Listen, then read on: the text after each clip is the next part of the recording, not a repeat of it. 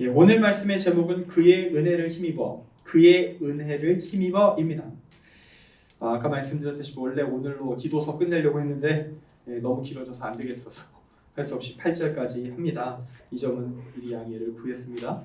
오늘 말씀은 디도서의 끝장 3장입니다. 끝을 향해 가고 있습니다. 혹시 추우신 분이 있다면 에어컨을 끄셔도 됩니다. 지금 에어컨이 제가 22도로 맞춰놨을 거예요. 냉방을. 춥다. 언제든지 뒤로 가서 조정을 좀 해주시면 되겠습니다. 이 디도서의 끝장 3장, 여기서 사도 바울은 이 마지막 장에서 잘못된 믿음, 이 이단의 세력을 배격하고 진짜 그리스도인이 가져야 할 믿음이 무엇인가, 그것에 대해서 다시 한번, 사실 앞에서도 한번 했지만 또 한번 강조하고 있습니다. 지난번 2장에서 다루었던 주제와 근본적으로는 같은데 좀 내용을 풀어가는 방식이 좀 다르고요. 지난 2장에서 제가 좀 논리적인 흐름을 따라서 좀 더 추가로 이야기를 전개했던 부분이 여기서는 좀 직설적으로 본문을 통해 다뤄지는 부분들이 있습니다. 이 이야기의 핵심, 오늘 말씀의 가장 중심부, 그것이 바로 오늘 말씀의 제목이에요. 그의 은혜를 힘입어. 자, 지금부터 오늘 말씀의 내용으로 본격적으로 들어가겠습니다. 말씀을 나누면서 좀 여러분의 생각이, 믿음이 좀 더 성장할 수 있었으면 좋겠습니다. 진짜 그리스도인이란 어떤 존재인가? 그래도 어차피 이왕 교회를 다닐 것이라면, 기독교인이라 불리며 살 거라면 가짜가 아니라 진짜가 되어서 천국 가야 되지 않겠는가? 진짜 천국을 갈 수 있는데 진짜가 되어야 되지 않겠는가? 나중에 주님 딱 보셨을 때 너는 교회에 들락날락하였지만 한 번도 나를 믿은 적이 없어 라고 얘기하시면 어찌하겠습니까? 그러지 않으려면 제대로 된 믿음을 가져야겠죠. 그러한 도전이 오늘 말씀 가운데 일어날 수 있기를 간절히 소망합니다.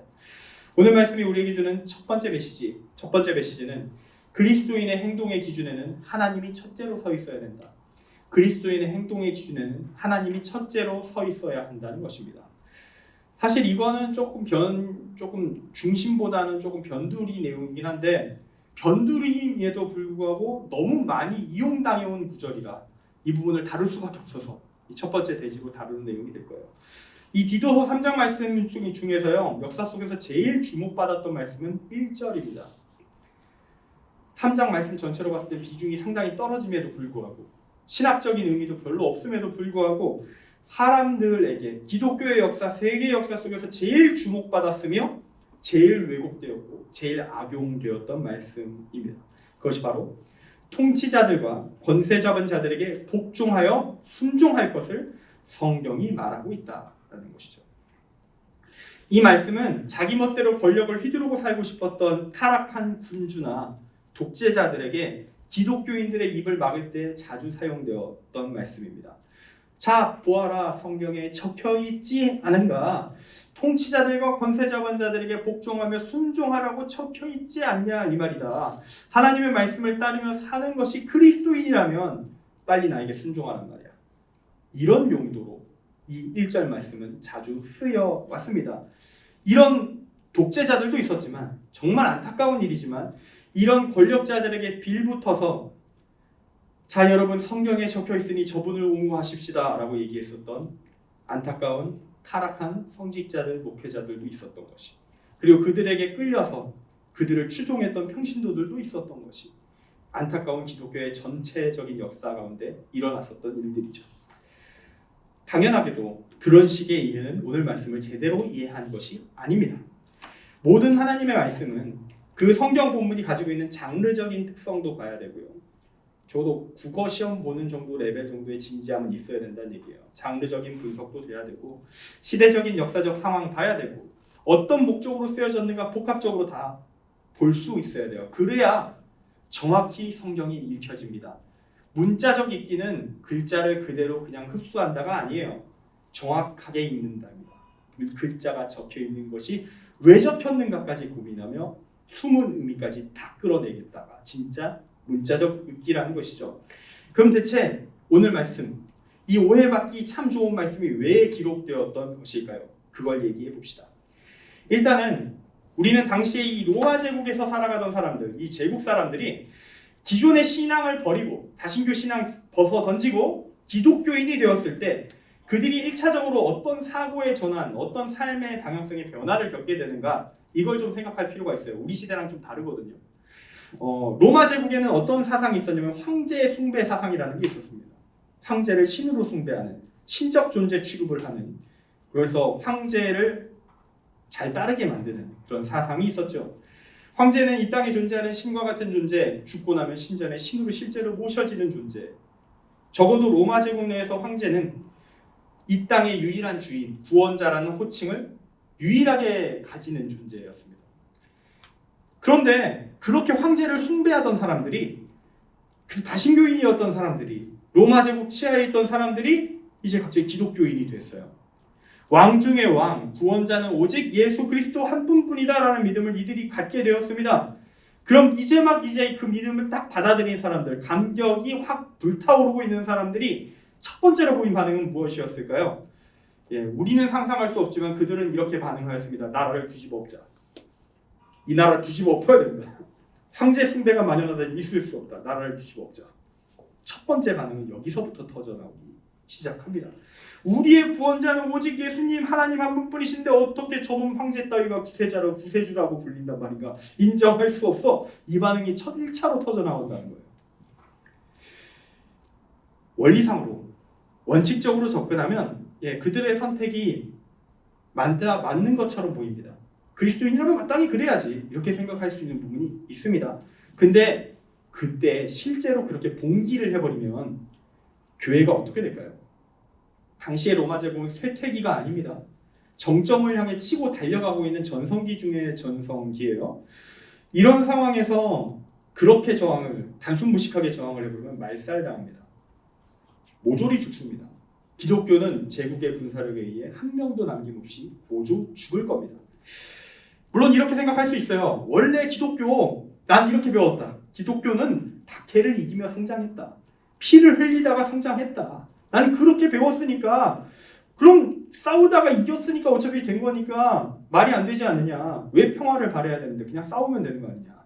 이렇게 생각하는 사람들이 있어요. 그게 일정 부분은 맞는데 다가 아니라는 게 문제입니다. 왜 우리가 이런 극단적인 생각을 하게 되냐면요. 우리가 기독교의 역사, 특히 초대교회 시절에 대한 역사를 상당히 파편화된 수준으로 지식을 갖고 있어요. 전부가 아니라 일부만 갖고 있단 말입니다. 여러분이 자주 들어봤을 거 형태로 예시를 들면, 우리가 소설을 전개한다고 했을 때 보통 일반적으로 자주 들은 게 이런 거잖아요.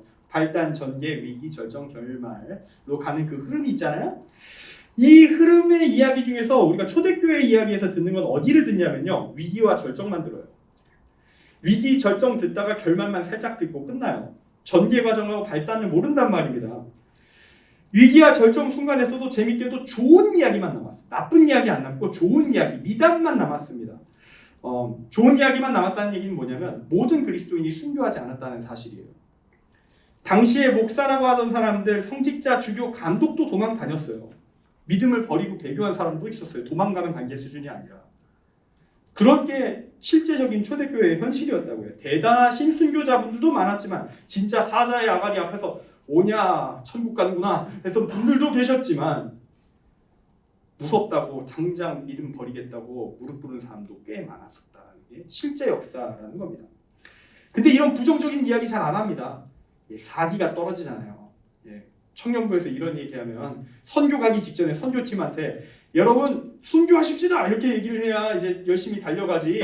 여러분 중간에 배교한 놈들도 참 많았는데 여러분 배교하지 마세요. 이렇게 하면 분위기 다운된다고요. 그래서 그런 얘기 잘 안 한다니까. 분위기 깎아먹지 않으려고라도. 그래서 좋은 이야기만 보통 많이 해요. 근데 하지만 실제는 정말 많은 사람들이 그때 배교했었습니다. 그래서 우리는 좋은 이야기만 많이 들었어요. 이런 분위기를 띄워야 되는 그런 상황 속에서 교회의 말씀들이 전달되다 보니까 좋은 얘기들만 들었고 위기와 절정만 들었습니다.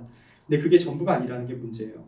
오늘 말씀의 시점은 어느 시점일까요? 위기일까요? 절정일까요?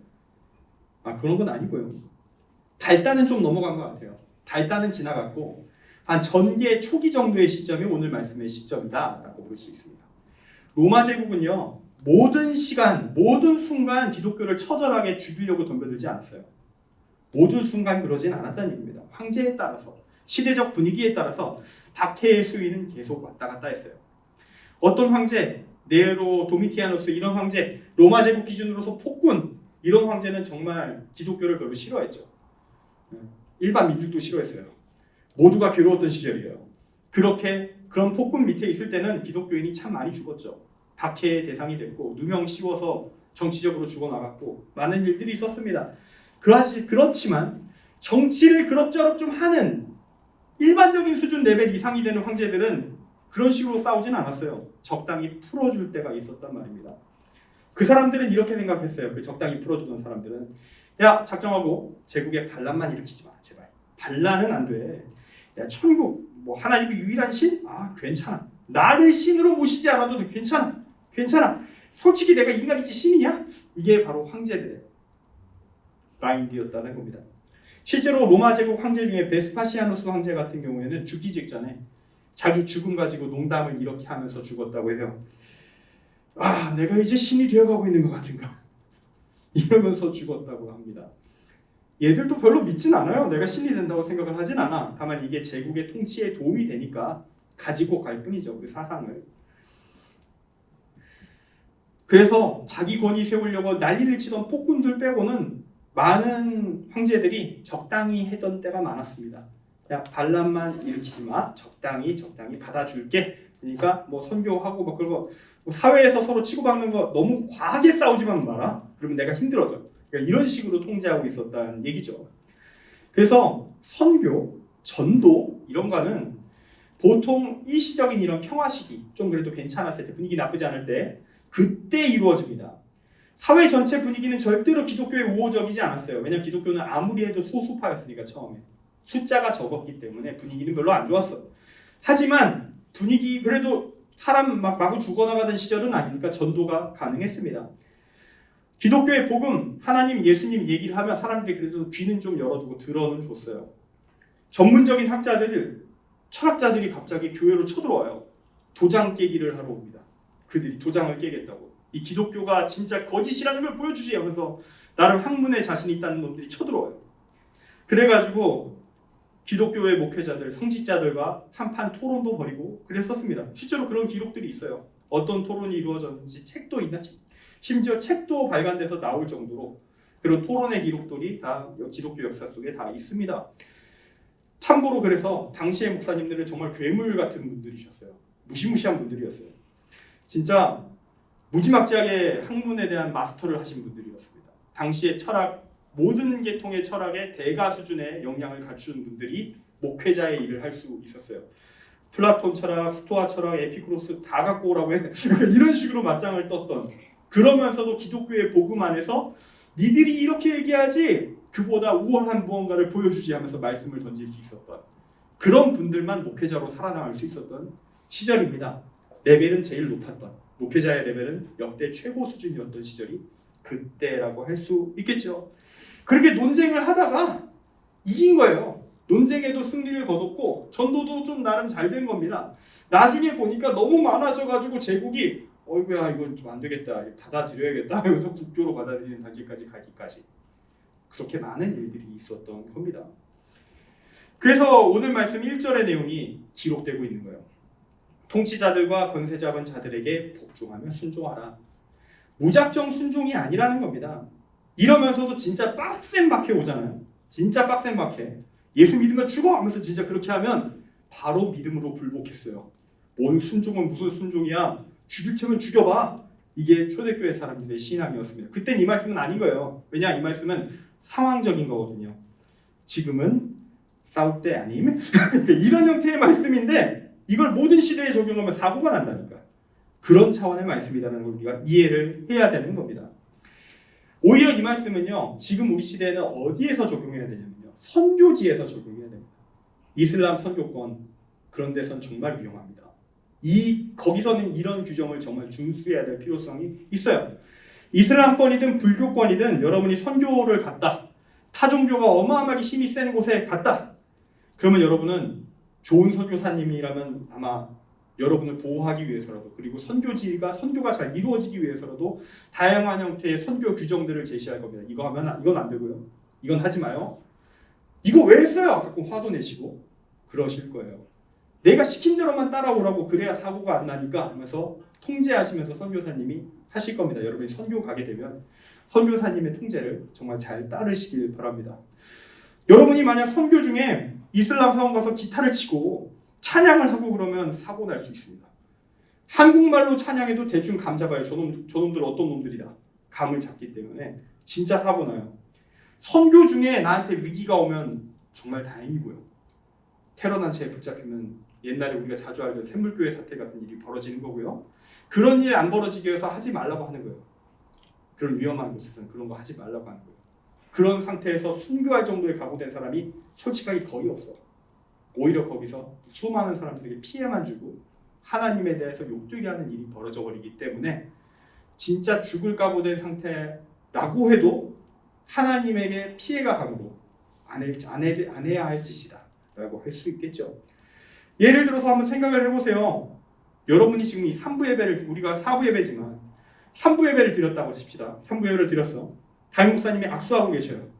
요즘 악수는 안 하지만 담임 목사님이 막 목례를 하시면서 인사를 하고 있는데 갑자기 교회 로비에 불교도들이 딱 들어온 거야. 한 대여섯 명이 들어왔어. 그러면서 찬불가를 부르면서 부처님 짱을 외치다가 나갔어. 진짜 우리는 직업을 했겠지. 당황해가지고 뭐야 이놈들 하는 다음에 그런 다음에 우리들 승리하였다 하면서 밖으로 뛰어나갔다고 쳐봐요. 그 다음에 교회가 어떻게 반응을 하게 될까요? 오늘이 석가탄신일이잖아요. 불교계가 모두가 계획을 한 겁니다. 석가탄신일이 하필이면 주일이네. 교회 점령 프로젝트를 진행하자라고 기획을 했다고 칩시다. 안 했어요. 그런 일이 벌어지진 않았지만 만약 그랬다고 치면 한국교회가 가만히 있을까요? 진짜 대전쟁 날 겁니다. 이제부터 뉴스에는 종교전쟁 얘기밖에 안 날 거예요. 그런 일이 벌어지게 된다는 겁니다. 우리가 선교지에서 비슷한 일들이 과격선을 넘어가면 똑같은 상황이 되어버린다는 거예요. 그러면 그 지역의 교회가 말살됩니다. 어떤 형태로든. 이슬람 같은 좀 센 데는 진짜 죽을 수도 있어요. 사람들이. 다시 말씀으로 돌아가면 어쨌든 우리는 단 한 가지만 기억하면 됩니다. 시대적 상황에 따라서 선교를 위해서 전도를 위해서 우리는 수위 조절을 할 수 있어야 된다. 그 행동의 기준은 무엇이냐? 그리스도인의 행동의 기준은 하나님이 첫째다. 하나님이 욕되게 되어서는 안 된다. 그것이 무너지지 않는 선에서 우리는 때로 적절한 수준의 타협을 한다. 그것이 오늘 말씀에 기록되어 있다. 라고 이해하시면 되겠습니다. 믿음이 정면으로 공격당하면 저항할 거예요. 사도행전 5장 29절에서 베드로와 사도들은 이렇게 말했습니다. 사람보다 하나님께 순종하는 것이 마땅하다. 이건 맞아요. 그런 문제면 그렇게 해야겠죠. 근데 그게 아니라면 적절히 맞춰야 될 부분도 있다는 것을 오히려 1절은 알려주고 있는 거예요. 그리스도인이 위기 상황에서 어떻게 대처해야 하는가. 이런 상황에서 그런 방법을 알려주는 해법인데 그게 왜곡이 독재자 옹으로 되다니 신기한 상황이죠. 그러니까 이 성경은 배경을 정확히 알고 그래야 정확히 읽을 수 있다라고 할 수 있겠습니다. OF는 이야기에서 너무 많은 시간을 썼습니다. 이제 본론 들어갈게요. 이제야 본론 갑니다. 그래도 필요한 이야기라서 좀 확인해야 됐어요. 본론으로 들어갑니다. 주님이 주신 능력으로 그리스도인은 구원의 길에 들어선다. 이게 두 번째 메시지입니다. 주님이 주신 능력으로 그리스도인은 구원의 길에 들어선다. 로마 제국에 격렬한 저항을 하거나 봉기를 일으키는 것이 아니라 그들의 권력을 인정해주고 그 안에서 복음을 전할 것을 요청했어요. 그렇게 성도들을 가르치라고 사도 바울은 말했습니다. 그리고 나서 그리스도인들에게 이 불신자 이웃들에게 어떻게 다가가야 되는 것이냐라고 얘기해줘요. 그건 바로 그리스도인다운 모습으로 나가라는 겁니다. 예수를 믿는 자다운 자연스러운 모습인 선을 행함으로 그들에게 나아가라라고 이야기하고 있어요. 그 선한 모습에 대해서 2절이 이렇게 설명합니다. 아무도 비방하지 말며 다투지 말며 관용하며 범사에 온유함을 모든 사람에게 나타내라. 혹시 이런 생각 들 수도 있어요. 이게 어떻게 가능하냐. 너무 착하면 뒤통수 맞는 게 우리의 현실인데 이런 생각을 할 수 있어요. 이런 삶을 살라고 정말로? 네, 그렇게 살랍니다. 사도 바울은 그걸 모든 그리스도인들에게 요청합니다. 그리고 3절에 이렇게 말해요. 본래 여러분은 그렇게 못하던 사람들인 거 나도 알고 나도 못했었어요. 예수 믿기 전까지 여러분은 진정한 이런 선한 삶, 의인의 삶 이런 거 별로 생각 안 하고 사셨을 겁니다. 그 전에 여러분, 그리고 믿기 전에 저는 어리석은 자였고 순종하지 않은 자였고 속은 자였고 정욕과 행락에 종노릇한 자였고 악독과 투기를 일삼은 자였고 가증스러워지고 미워함이 가득한 자였다라고 자기 자신을 평가합니다. 그런데 이제는 당신은 가능해요. 이제는 이 불가능해 보이는 선한 삶 이제 좀 도전해 볼 수 있게 되었습니다라고 얘기하는 거예요. 왜냐하면 4절 말씀에 우리 구주 하나님의 자비와 사람 사랑하심이 나타났기 때문입니다. 우리는 이 말씀을 알고 있습니다. 하나님이 세상을 이처럼 사랑하사 독생자를 주셨습니다. 예, 하나님이 세상을 이처럼 사랑하사 이 땅에 인간으로 예수님으로 하나님이 내려오셨기 때문입니다. 예수님이 그럼 이 땅에 내려오신 하나님이 뭘 하셨습니까? 5에서 6절 말씀의 내용입니다. 우리는 나 혼자만의 힘으로는 인간의 힘만으로는 절대로 진정한 의 완전한 의로운 행위, 하나님의 뜻대로 살아가는 의에 이를 수가 없어요. 왜냐하면 이 하나님을 안 믿는 사람, 불신자가 말하는 하나님을 따르지 않는 사람들이 말하는 의, 선함이라는 것은 기준점이 달라요. 그건 인간이 세운 선악의 기준점이거든요. 인간이 세운 선악의 기준점에서 나오는 선함, 아무리 선해 보았자 하나님 기준에서는 악함이 뒤섞여 나올 수밖에 없다라는 것이죠. 그래서 인간에게는 새로운 것이 주어져야 돼요. 기존 기준선 따르는 선악 기준 말고 새 것이 주어져야 됩니다. 인간이 따를 수 있는 하나님의 뜻에 합당한 선악의 기준선이 새롭게 주어질 필요가 있습니다. 그래서 하나님이 인간이 되신 거예요. 하나님인 내가 인간으로서 내 뜻을 따라보겠다. 이보다 완벽한 기준선이 나올 수 있겠냐? 내가 직접 기준점 맞춰준다니까. 인간 버전으로 직접 맞춰줄게 해서 맞춰주신 거예요. 자신의 삶으로. 그렇게 예수님은 우리를 구원하셨다는 겁니다. 우리를 긍휼하게 여기셔서 불쌍하게 여기셔서 이 세계에 인간으로 내려오신 하나님, 그분이 우리에게 새로운 선악의 기준을 자신의 삶으로, 인생으로, 십자가로, 부활로 제시하셨다는 거예요. 그리고 이렇게 말씀하십니다. 이것을 받아들여라. 이것을 믿어라. 그렇게 다시 새로운 인생으로 인생의 삶의 기준이 아예 180도 바뀐 새로운 기준을 가지고 살아가는 존재로 중생하라, 다시 태어나라 라고 말씀하십니다.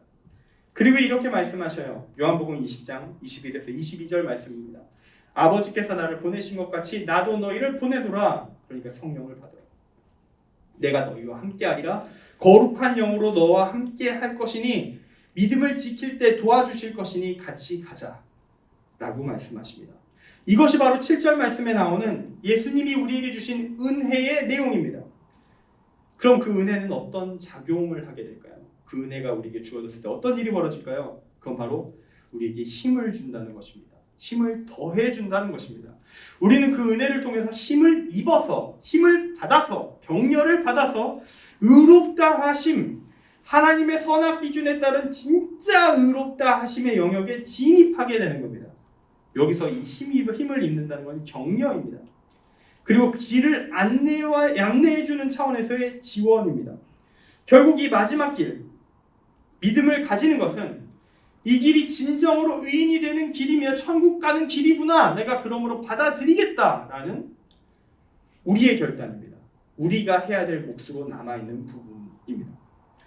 지난주에도 제가 이런 요소들에 대해서 설명했었지만 많은 사람들이 이 질문들, 이런 얘기를 쭉 했을 때 오해를 하는 사람들이 있어요.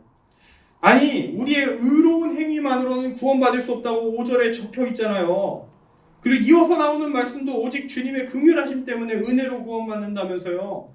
그분이 우리를 의롭게 하신다면서요. 우린 아무것도 할 게 없는 거 아니냐고요. 그냥 편하게 믿기만 하면, 머리로 인정만 하면 되는 거 아니냐고요. 이런 쉬운 믿음을 사람들은 참 좋아합니다. 그러고 그렇기 때문에 교회는 때로 진짜를 가르치는 것을 두려워합니다. 그 말을 듣자마자 거부하고 교회 나가버릴까 봐 두려워요. 그러나 그런 식으로 애매한 신앙 가지고 교회 다니기 위해서 뭐에다 쓰겠습니까? 교회 다니다 지옥 갈 자만 늘려갈 뿐이에요. 그리고 그 사람들이 제대로 된 의인이 될 수도 없을 것이니까 세상의 빛이 아니라 세상의 어둠인데 기독교인 타이틀을 가지면 하나님을 욕되게 하는 일만 더 추가하겠죠. 그러므로 우리는 진짜를 받아들일 수 있어야 됩니다. 어렵진 않아요. 사실 어렵진 않아요. 성경만 정확히 이해하면 돼요. 죄와 의와 같은 하나하나의 사전적 개념 정확히 잡고, 국어는 좀 해야겠다. 국어 능력은 좀 받쳐줘야겠다. 글은 읽을 수 있어야 될 거 아니야. 글은 읽어낼 수 있어야 되고 제대로 읽어야 되니까 그것만 되면 진실에 접근할 수 있습니다. 지난주에도 말했고 오늘도 이미 앞서서 본문을 해설하면서 사실 설명은 다 했어요. 그럼에도 한 번 더 얘기한다면 쉬운 믿음을 구성하는 건 성경을 잘못 읽은 것입니다. 우리의 의로 구원받을 수 없다. 그 얘기는 어떤 얘기냐면요. 하나님의 도움 없이 가지는 인간이 만들어낸 의는 아까 말했죠. 인간이 만든 선악의 기준점 따위로는 하나님의 의를 절대로 충족시킬 수가 없다고. 온전치가 못하다는 얘기입니다. 그래서 새 기준이 필요하다는 거예요.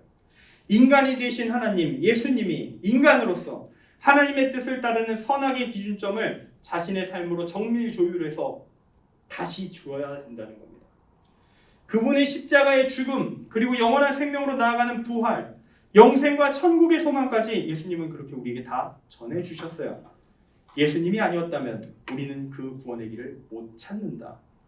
그래서 주님이 다 하셨다 얘기합니다. 우리가 한서는 안 되었다 라고 얘기합니다. 주님이 먼저 다 하셨어야 우리가 할 게 좀 생기니까 그 전까지는 아무것도 의미가 없다 라고 얘기하는 거예요. 그리고 이제 예수님이 이렇게 은혜를 주신 다음에 함께 가자고 우리를 독려하십니다.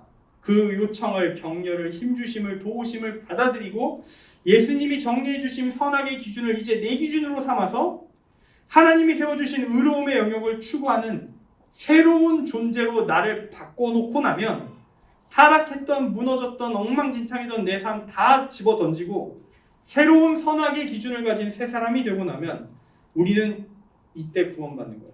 영생의 소망을 따라 부활을 기대하면서 상속자, 천국의 상속자가 되는 겁니다. 믿음은 인정? 예수님 구원자 인정? 그런 거가 아닙니다. 믿음은 거듭남까지 가는 겁니다. 인간이 바뀌는 겁니다. 예수님이 보여주신 삶, 그분이 세워주신 선악의 기준, 그걸 다 이제 내 것으로 소화해서 바뀌는 것이 바로 믿음입니다. 만약에 누군가가 교회를 다녔어요. 믿음이 있다고 말하고 있습니다. 근데 교회 다니기 전과 교회 다닌 후가 삶의 변화가 거의 없다. 이럴 수도 있겠죠. 그 사람 교회 다니기 전에도 진짜 절대적인 의인이었어. 어떻게 저런 분이 이런 상태였는데 교회까지 다니셨네? 이런 상황이면 혹시 좀 가능성이 있을지도 모르겠지만 대다수는 그런 사람 별로 없죠. 그렇지 않은 일반 평범한 사람이 교회를 다니기 시작했는데 아무런 변화가 없다? 어쩌면 아직 믿음이 없을 수도 있습니다. 거듭남이 전혀 없을 수도 있어요. 좋게 말해 어쩌면 이럴 수도 있어요. 믿음이 아주 조금 있다. 살짝 수면 위에 찰랑거릴 정도로 손짝 뜨면 손바닥을 못 넘어가네. 이런 형태의 수면 정도의 믿음일 수도 있겠죠. 그거라도 있으면 다행입니다.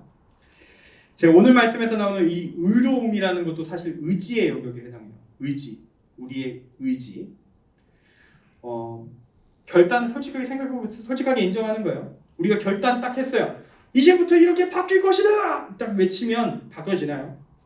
안 바뀝니다. 우리 몸에 밴 습관이 쉽게 빠지지가 않아요. 우리 크게 안 바뀌어요. 바뀌려고 안간힘을 쓰는 나만 남죠. 조금씩 바뀌긴 할 거예요. 시간이 좀 많이 필요할 수 있겠죠. 결단 딱 하고 바로 바뀌는 거 안 돼요. 그래서 중요한 건 뭐냐? 믿음이 있냐 여부를 가르는 중요한 점은 뭐냐? 나 그동안 개판으로 살았지만 좀 바꿔보겠습니다. 이 의지를 보이고 있냐는 겁니다. 이 의지를 유지하고 있냐는 겁니다. 조금씩이라도 바뀌고 있냐는 겁니다. 이러면 안 된다는 거예요. 나 그동안 개판으로 살았는데 그리고 앞으로도 계속 개판으로 살 예정이지만 나 교회 다니니까 예수 믿으니 구원받을 거지? 나 천국 보내줘 인정? 이러면 안 된다는 거예요. 그러다가 교회 다니다 지옥 간다는 거예요. 얼마나 비효율적인 인생입니까? 주일이라는 시간을 주님께 올려드리고 나서 지옥을 간다. 얼마나 처참한 인생이에요. 그것만큼 비효율적인 인생이 없습니다. 그래서는 안 돼요. 그래서 이왕 교회 다닐 거면 천국 갈 믿음 가져야죠. 이왕 교회 다닐 거면 바뀌어야 되겠죠.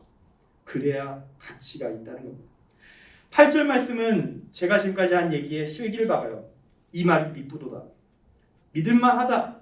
믿어야만 할 것이다. 그러므로 원하건대 너는 이 여러 것에 대해서 굳세게 말하라. 제가 지금 최선을 다해서 여러분에게 이 메시지를 굳세게 전달하고 있는 중에 있습니다. 그리고 8절은 이렇게 맞춰져요. 이는 하나님을 믿는 사람들로 하여금 조심하여 선한 일을 힘쓰게 하려 함이라. 왜 이런 이야기를 계속하고 있는가? 정말 생각해보면 디도서 1장, 2장, 3장에 걸쳐서 계속 제대로 된 믿음이 뭐냐, 진짜가 뭐냐 계속 그 얘기만 반복하고 있어요. 구원에 이르는 믿음이 무엇이냐? 주변에 가짜가 좀 많아서 그것 때문에라도 그렇게 얘기하는 부분도 있고 계속 그렇게 강조합니다. 머리로만 믿는 가짜가 아니라 진짜 믿음을 갖추어라. 거듭남에 이르는 진짜 믿음까지 나아가야 한다. 왜냐? 그 믿음을 가져야 이들이 조심하면서 이 땅에서 하나님의 뜻에 합당하게 선하게 산다는 게 무엇인가 고민하면서 선한 일을 해낼 수 있기 때문이다. 하나님의 뜻, 하늘의 뜻이 이 땅에 이루어지는 일에 함께할 수 있게 될 것이기 때문이다. 이것이야말로 아름다우며 사람들에게 유익한 것이다 라고 이야기합니다. 그들을 통해 세상이 더 행복한 세계로, 선한 세계로 바뀌어갈 것이며 그렇게 하나님의 뜻대로 산 자들, 그렇게 산 복을 받을 것이다. 천국에 이를 것이다. 이게 오늘 말씀의 내용입니다. 말씀을 마칩니다. 생각보다 빨리 끝난다. 생각보다는. 오늘 말씀의 제목은 그의 은혜를 힘입어였습니다. 생각보다일 뿐이에요. 그래도 좀 오래 했어요. 오늘 우리는 주님의 은혜를 힘입는다는 것이 무엇인지 이제 말씀을 통해서 쭉 배웠습니다. 주님은 지금도 우리를 독려하고 계십니다. 너가 마음대로 만든 그 선악을 가르는 그 행복을 가르는 삶의 기준 버리고 이제 하나님이 세운 선악을 가르는 기준을 잡아라. 그 기준이 나를 통해 나로 말미암아 세워졌다. 확실하다. 그러니 이 기준 받아들이겠느냐? 나의 동료를 받겠느냐? 내가 제시하는 이 천국 가는 길, 부활의 길, 구원의 길이라는 은혜를 집어쳐요가 아니라 내 은혜입니다. 받겠습니까? 받을 거냐? 당신의 선택은 무엇입니까? 이제 찬양하고 기도하겠습니다. 찬양하고 기도하면서 여러분의 선택을 주님께 보여주시길 바랍니다. 찬양합니다. 마음의 예배 찬양합니다. 중심이 하나님을 향해 살아있는 예배, 살아있는 찬양을 하나님께 드리겠습니다. 삶이 살아있는 하나님을 사랑하고 내 이웃을 내 몸과 같이 사랑하는 예배로서의 삶 살아보겠습니다. 주님 나를 도와주시옵소서. 연약한 내가 이 오름을 향해 계속 나아가기를, 거듭나기를, 계속 한 걸음씩이라도 전진해 나갈 수 있기를 주여 소망하오니 주여 우리에게 힘을 더하여 주옵소서. 함께 찬양하겠습니다.